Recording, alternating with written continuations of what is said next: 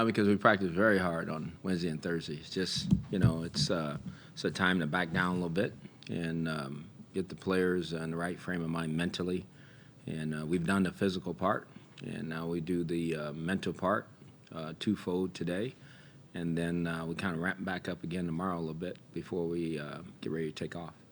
You just talked to Sashi about an hour ago, and he mentioned that the organization, for a little bit now, is, even though it's only a 2-year deal for RG3, but the thought process right now with him is that it's more of a long-term view with him.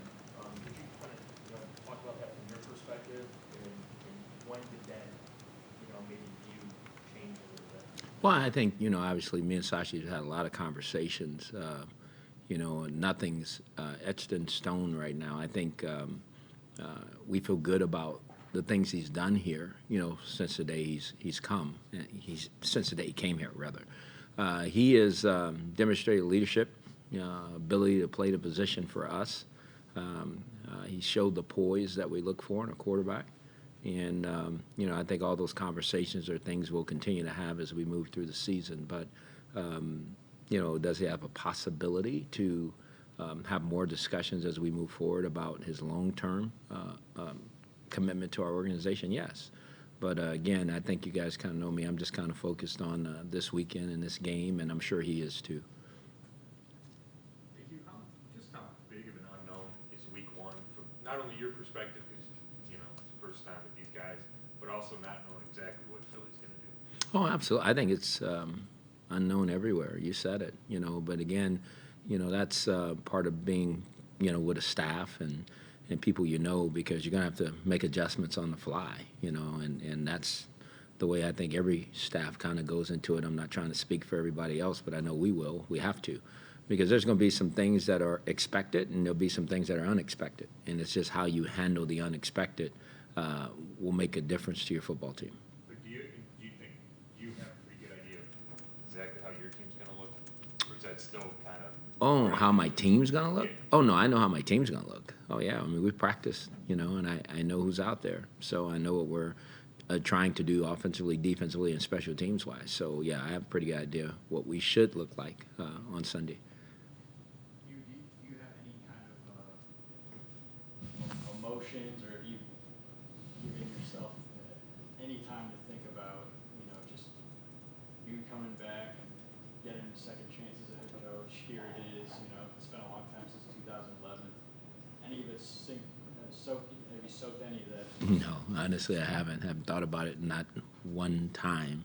I think what I've thought about is what we need to do to win the game. How to best prepare our team. That's been going on since the day I got the job.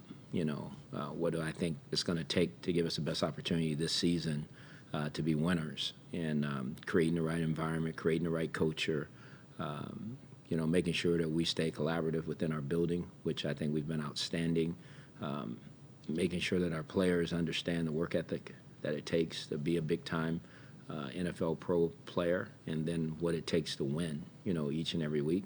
And I think we've done that. Now the proof is in we got to go win. That's all that's left to do, and that's where my mind is all the time. It's not really in what's gone on in the past in my career. Can you talk about Fletcher Cox? How do you think they might use him? What are your thoughts on him as a player?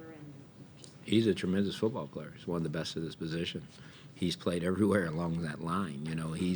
They're like any other team. They're looking for a matchup. They're trying to find the weakest link on the line and put him there. And just like I think all good coaches do. So I've seen him at defensive end. I've seen him at defensive tackle. I've seen him, up and around in his career.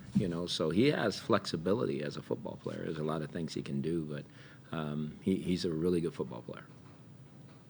Are you a big pregame speech guy? And if so, do you have anything planned for the first?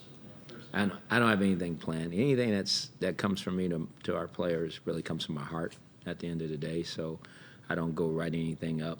I'm kind of a reaction person. I see things and I react, sometimes unfavorably, sometimes favorably. So I think our players know anything I say to them will be coming from me. It won't be something that I put together or thought through or anything like that.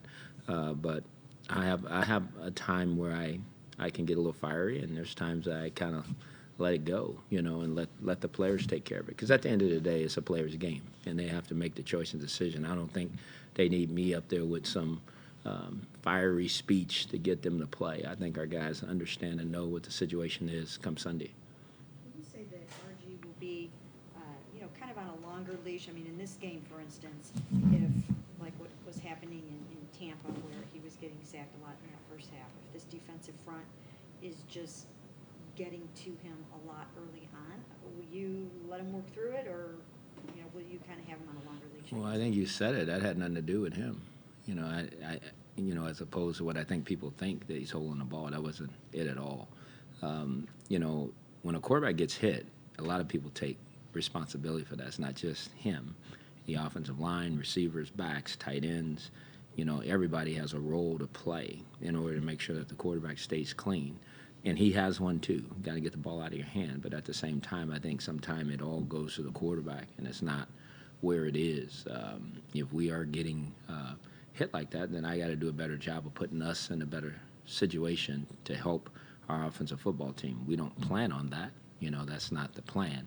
But sometimes those things do happen, but hopefully not at that regularity that was happening. That's not something that we'd be excited to see.